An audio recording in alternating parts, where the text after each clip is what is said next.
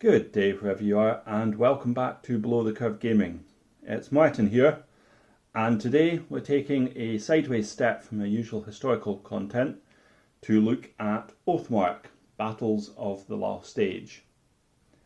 Now, anybody who knows me well will know that some of my greatest passions are ranked up games or in a fantasy setting, a la Warhammer, dinosaurs, and a scantily clad warrior woman.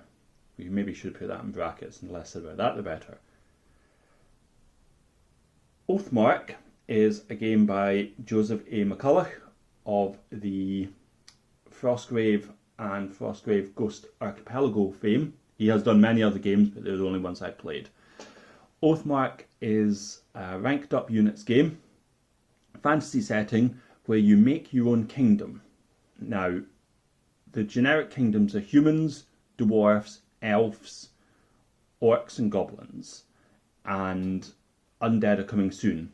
Undead actually should have been released a lot sooner, but due to COVID, the ordering of their books that were being released got unfortunately changed, and so we're waiting until the, I believe, 20th of November, 13th, thereabouts, to get the undead.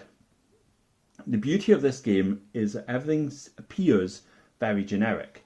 In essence, it's a Dark Age sort of setting. There's bows, there's no rules for crossbows or handguns. That's not to say you can't use them, they just count as bows. So if you have a bunch of redcoats with all manner of fancy long-range weaponry, I'm afraid they're just bows. But the monsters, there's ogres, there's trolls, there's giants, dragons, wyverns, those sort of things. Yet again though, there's stats and a base, and we'll come back to that later. The beauty of this game is that, like Frostgrave, you can pretty much use whatever you fancy, count it as something in the game, and it'll work just fine. The only really important thing is base size, and that's 25mm bases, 50 by 50mm bases, 50 by 100mm bases, and 25 by 50mm bases, depending on your models. So, what we have before us is an army of dinosaurs and scantily clad warrior women. These are by and large courtesy of Titan Forge and their Patreon, as well as the Bloodfields Kickstarter. We have some models from others, such as the Basilodon, which is from Raven Twin Miniatures, which I'm pledged to their Patreon. We have, now she'll be very difficult to see, but this girl climbing down the rock is from Dragon Trapper's Lodge. We have a Pachycephalosaurus, or a bone-headed dinosaur. This will have horse archers mounted on it. This is from Durgan Paint Forge, who have a stunning Elves of Inieth Kickstarter out, which Ben is pledged to. These models just scratch all my itches, as it were. Some of you remember, either when I worked for Games Workshop or just playing against me, that I loved ranked up units, but I also loved monsters, not to the detriment of my army, as in I preferred more models rather than less, but I did particularly like dragons, stegodons, big centerpiece models like that. I had a lizardman army. It never went very far, but it featured multiple stegodons. I had a high elf army, which Kev from Rage Against the Dice will be able to tell people featured multiple dragons, great eagles, chariots. Basically, if it was on a big base and it could have a OTT character strapped to the top of it, I probably had two of them. I've always really liked the cold ones for the Dark Elves, those heavy raptor type creatures. People might remember my Dark Elf army, which featured multiple units of them, converted Coldman chariots. I had Krotgar's Metal Carnosaur from my Dark Elf Lord as his dragon with wings rather haphazardly attached, unfortunately, as I recall. But I've always liked the sort of dinosaurs and the big lizardy type things. So this army is just me in a nutshell. The army is 2,500 points. Not every model is here. There are some which are still being printed, and there's a couple which actually I still need to decide. But it features a human captain on horse. That would be this girl with glaive on her tiger. It has a level 2 spellcaster, which is this lady down here with the feathered cloak. The production values of my attempts to use the camera are unparalleled. It features 20 human soldiers, so that is light armour, shields, hand weapon. It features 20 human spearmen, that's light armour, shield, spear. Spears are particularly good in Frostgrave because they have the brace rule, which removes opponents' charging bonuses. Very handy against orcs. It has 19 human line breakers, so they have heavy armour and great weapons. And a champion, that's a particularly psychotic combat character, you can see her in the centre. It has 10 human rangers, not archers. Rangers are your super archer unit. It has 3 ogres, so these are the Heirs of Kong models from Titanforge. It has 5 regular cavalry. They were downgraded, and the only difference is 1 point of defence. Now they will get individual bases once I've printed them. It has 5 mounted rangers. So far we have the mount with a pair of legs, but hey. It has a light catapult in true Lisbon style. This is a large beastie with some people behind who will poke it with sticks to make it spit fire or acid. It has a heavy catapult. That is the Basilodon with the solar engine on top. I believe it's called a sun engine. And like I said, courtesy of Raven Twin Miniatures. And then it has a giant. In this case, my Stegodon slash... Well, it's not even a Stegodon, it's a Triceratops. It's an actual legitimate Triceratops, if we go round the side. It's a short stubby tail with no big club on the end. It's got a regular sized body, 3 horns, classic Triceratops, head frill. On top there was an Amazon priestess. She's not glued down, she's leaning against the solar engine. The solar engine is just there for effect, but it looks awesome. It is incomplete. It is missing the central ring and the sort of, it's not a crystal, it's like a giant runic orb. There was issues with this model printing and curing. You can see that the ropes do not attach to the sort of front shield. That there is a mahout standing behind. It lines up fine to her hands, but there's the best part of a centimetre gap, so there will be some green stuffing involved. So still to go are 4 more of the Pachycephalosaurus, plus all the crew riders. They have been mostly printed, but I'm waiting on green stuff to turn up. There's a couple of millimetre gap between the bodies and the legs. The model of the Pachycephalosaurus rider is an elf. He's got very wide hips, he's male. The Amazons are quite slender at the waist, so I need to sort of sculpt just a bit of waist and hip to them, and then probably cover up the rest of the crimes with their quivers. I also managed to print all the bows in the wrong hands, which is a total pain in the neck, but we'll get that sorted. We also need a princess on foot, although she may be mounted. I'm not 100% sure yet, but we need a princess model to lead the army. So Oathmark is a very, very simple D10 based game. Now, do not mistake simple for bad or for inferior. Age of Sigmar and Warhammer 40,000 are simple games now. They've been streamlined. Oathmark is the same. It's been streamlined. It's alternative activations, so I move a unit or activate a unit, Ben activates a unit back and forward. It has an initiative order to see who gets attacked first. You have target numbers on your opponent's defense. You're trying to hit those with your offensive dice plus any modifiers. Units are always 5 wide maximum, giving a maximum of 5 dice. Rank bonuses add bonuses to your dice rolls as well as to your courage. You have a maximum unit size of 20, and if cavalry, a maximum unit size of 10, and ogre size models, a maximum unit size of 3. Things like catapults, giants, etc., unit size 1. Additional ranks of archers grant to hit bonuses, so there is a point to taking multiple ranks. Characters have command ability, which allows units have an activation effectively, where to activate they must hit their activation or over on a d10 and you roll 2d10. Characters add a bonus if they're within range.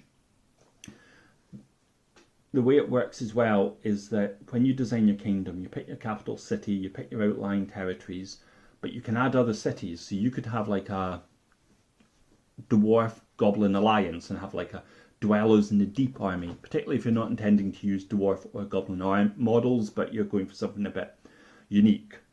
Hopefully Ben will do a video on his. I don't want to spoil the fun, but characters just apply bonus across the army. It's not like the very clunky rules for allies in Warhammer and Warhammer 40,000, certainly in the older days, where they were trusted or distrusted or outright hated, or battle brothers, where it affected leadership. Quite simply, your leader's your leader.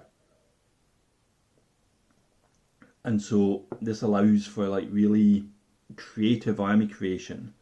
So my army is based off the human realms.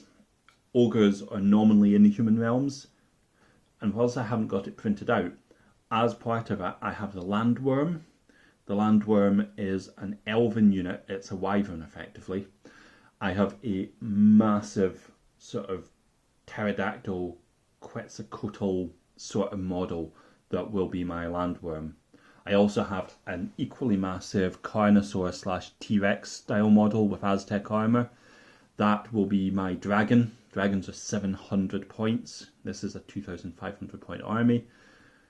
To give them wings is an extra 100 points. So I am going to do what I should have done all those years ago, not to give a Carnosaur wings and just have it as a great big beastie. I'm really looking forward to that model.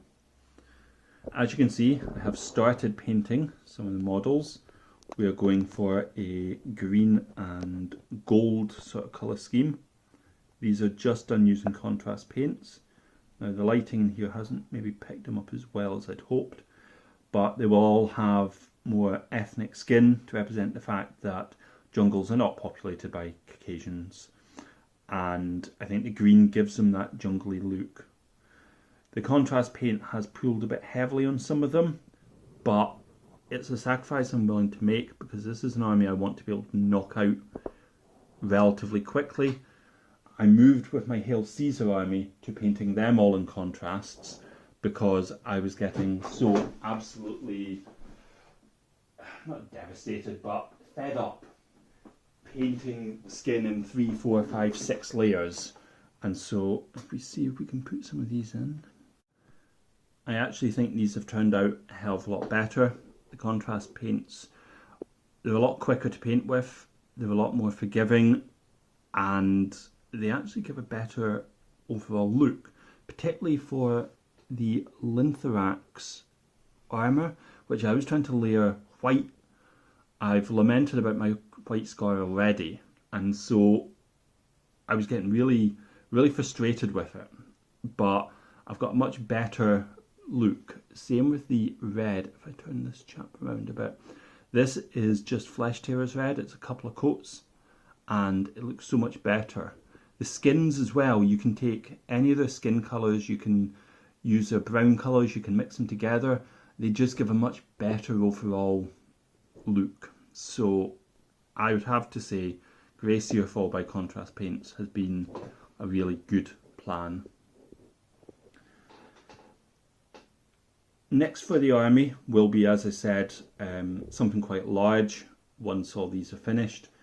However, because it's a game where you can use just about anything, I have a large amount of models based off the Redwall series. Now, those were the Brian Jacques sort of teen adventure books that featured the main characters were mice, rabbits, otters, etc.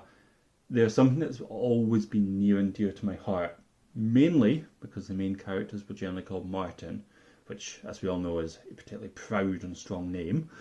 But I really fancy printing off an army of them. I also have a lot of Foxmen, and as a child my favourite book was Robbery in Foxwood, with the weasels as the bad guys and the heroes retrieving the toffee that had been stolen from the sweet shop. I really quite fancy doing an army like that, and it will very much match the army that Ben is doing. Now, I can only apologise to Daniel and potentially Graham, who are likely to be my opponents at Oathmark, who have very sensible armies made up of dwarfs and Bretonnians respectively, who may find themselves, if not being trod on by a dinosaur, certainly being overran by rabbits, mice and other small creatures of the field. But I thought I'd maybe take a moment to talk about how these models were produced, as it were. So these were made on my 3D printer. I have a Frozen Sonic Mini. It cost me £260 2 months ago. You can now buy it on Amazon, because it's no longer been imported from Taiwan, for £155. This thing prints half the speed of my previous printer, which was a Photon 2, I believe. Now the Photon 2 was good, but trust me, the Sonic Mini is substantially better. It prints to a much sharper resolution.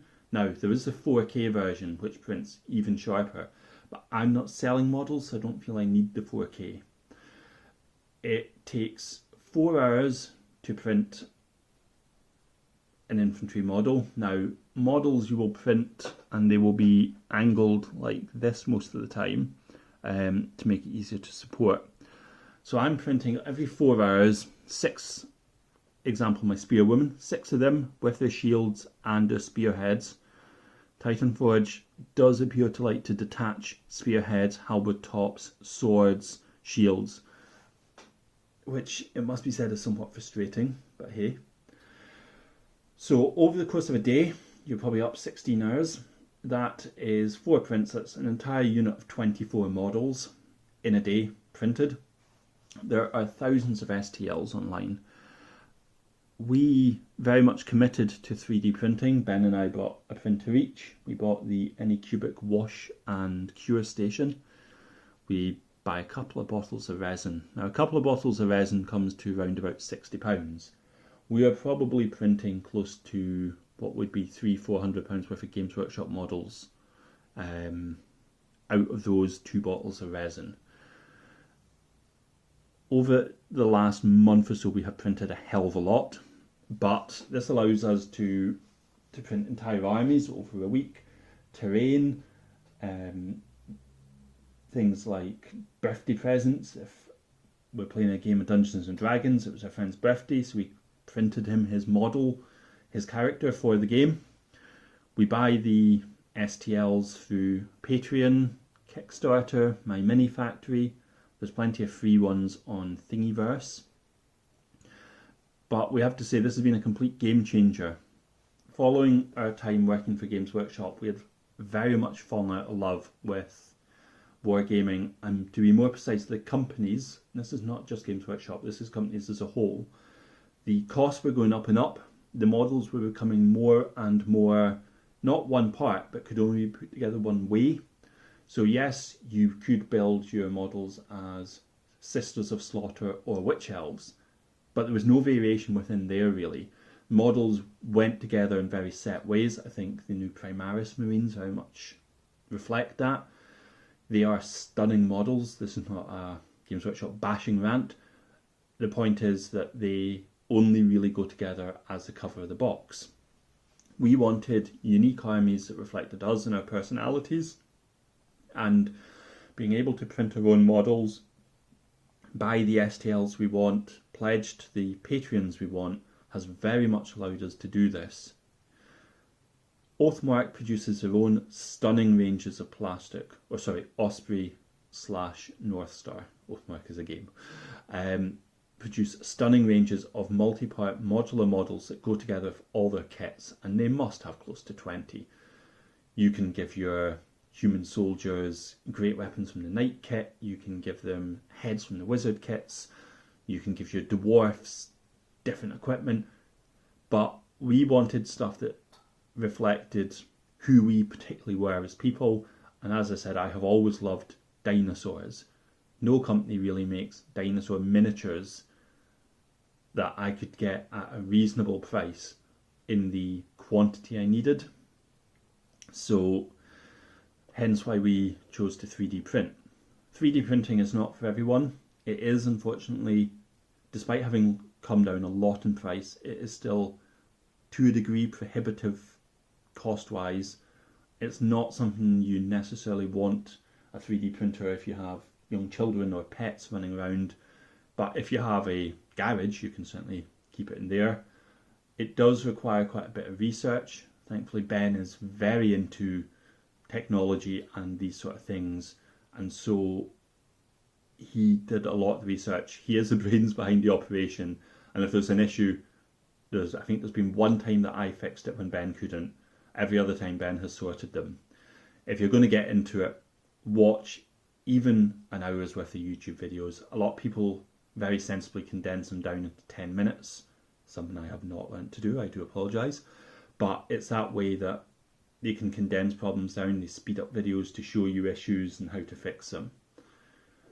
But if you want a unique army that really reflects yourself and you can't find it in the miniatures out there, or you can't afford, and that's entirely possible given the cost of particularly Games Workshop and Privateer Press and Weird Miniature Models, as well as a lot of other companies who, like Lucid Eye, that I showed their Amazons recently. Stunning models, but at £12 for 3, you will never have an army of Lucid Eye Amazons, apart from that one lad on the Mortal Gods Facebook group. I forgot your name, but my god, your army is stunning. But armies like that are unfortunately prohibitively costed, and if you want something just a little bit different, maybe, just maybe, 3D printing is the way to go. Thank you very much for watching, folks. I hope to see you all soon. I hope to have some of these painted. And if you're into Oathmark, if you have any questions about the army or about 3D printing or Patreon, please drop a comment in the comment section. Leave us a like, it really helps. And please feel free to subscribe. Each subscriber and each like puts us closer to the top of YouTube searches. We're a small channel. We have 35 subscribers. I do appreciate we've lost a couple of subscribers, possibly just due to a very niche sort of focus, but also due to the fact that Ben works as a trainer, I work night shifts. We don't get the chance to do as much videos as we'd like, so any help to get views is massively appreciated. Take care, all the best, and I will see you in a video very soon.